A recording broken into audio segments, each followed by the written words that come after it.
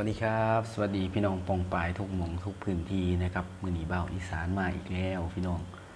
บ่าวอีสานมาอีกแล้วมื้อนี้สิพามากินตำปูทะเลนะครับตำปูทะเลได้พี่น้องเลยเนี่ยตำปูทะเลใส่ปลาหมึกนะครับมื้อนี้มีแนวแกมพี่น้องเนี่ยทอดหนังปลาครับทอดหนังปลานะครับแล้วก็มีแคบหมูพี่น้องแคบหมูแซ่บๆครับก็มีกุ้งแกะอะไรได้พี่น้องแกะแล้วมาบ่ต้องรออะไรอย่าห่างครับโบยกันเลยพี่น้องแซ่บๆน้ำกันเด้อพี่น้องปองปายทุกมุมทุกพื้นที่ทุกมุมทุกแก่ตำหุ้ยแล้วครับ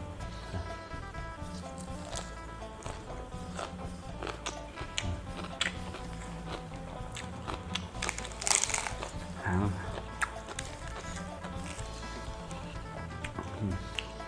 กุ้งปลาหมึกพี่น้องปลาหมึก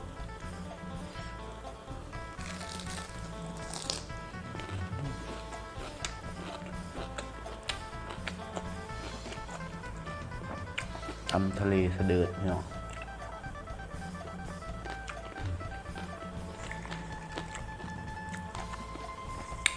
แป๊บ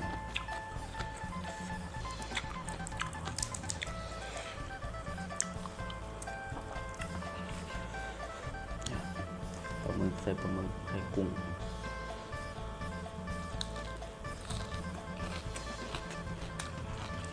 งลวกพี่น้องกุ้งลวกตัวฝักยาว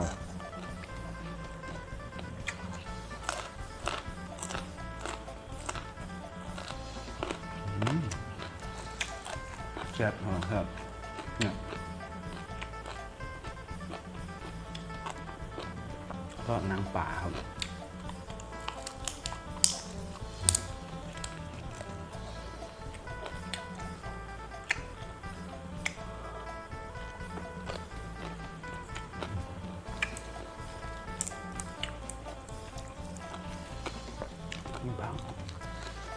กุ้งลวก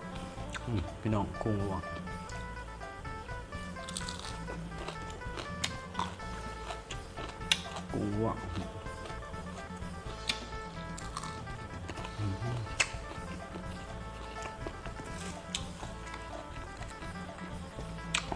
การเลือกงานมากพี่น้อง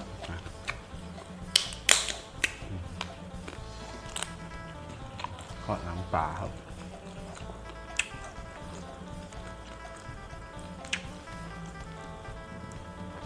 ตำทะเลกุ้งลวก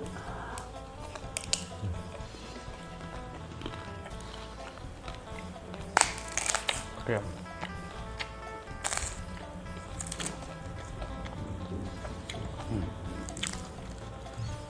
แซ่บพี่น้องวอลลายใหญ่ห้าครับกินให้เบิ่งสด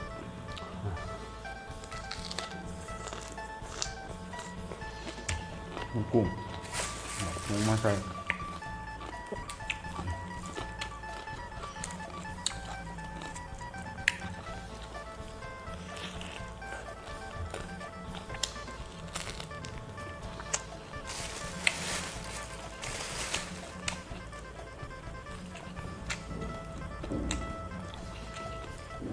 ย่าง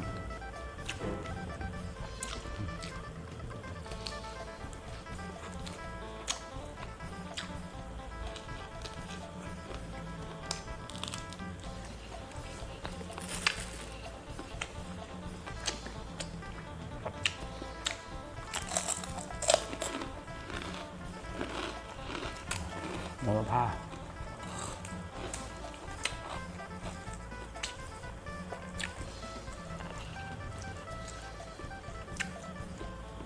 อย่าใจมือเด้อพี่น้องปองปลา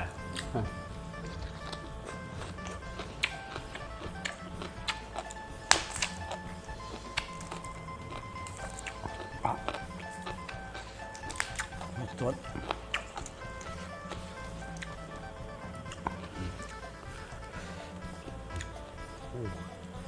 ปูทะเลครับ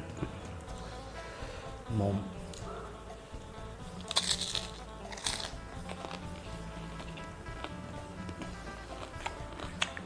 ยิ้มผู้เดียวคือเก่าจากแซ่บ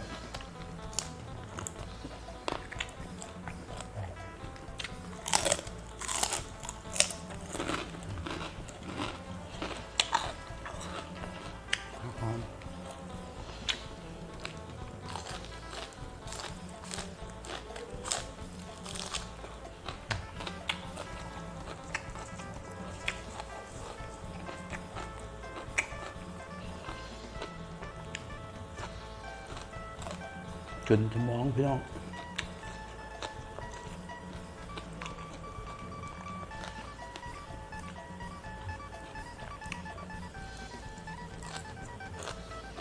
เผ็ด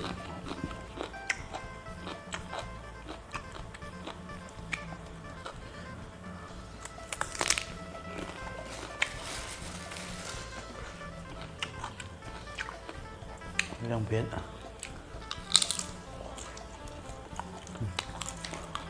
กุ้ง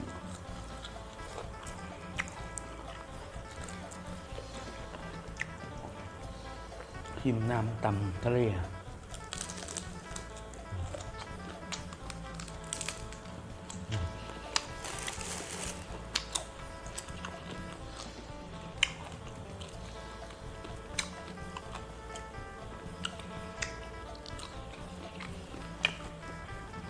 นี่ผักบุ้งฮะผักบุ้ง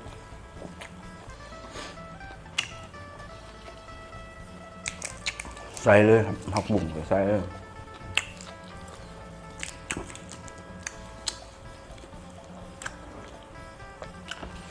ไปร้อยนวล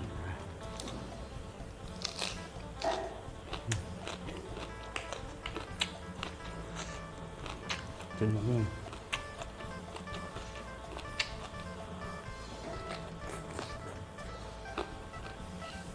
แค่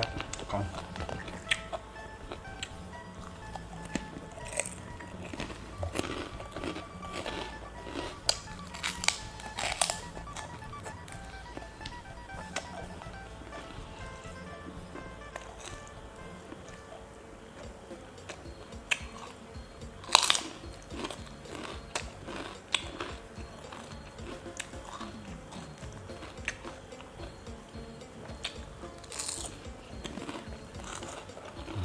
กุ้งตัว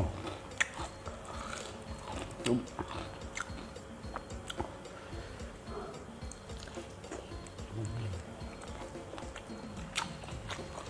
กินน้ำ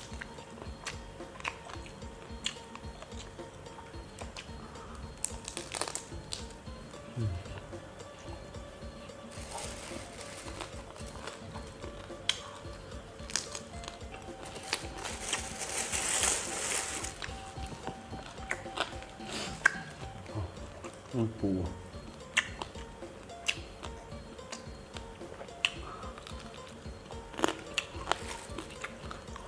เขาท่าเพื่อน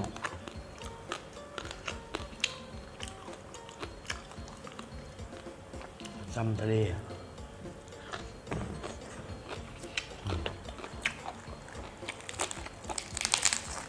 เตรียมพักบ่อยแทบมีมึกหนวดมึกเห็นบอกพี่น้องในบาวอีสานน้องเดิมเห็นบอก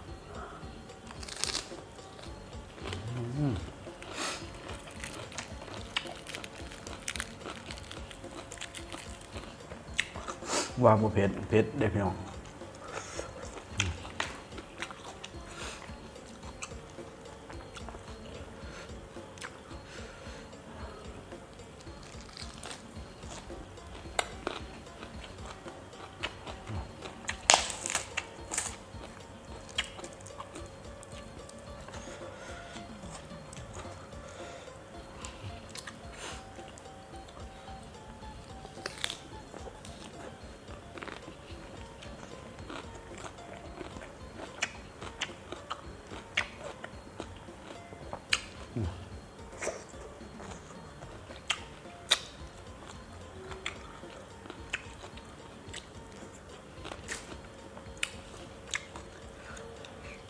แซ่บเก่า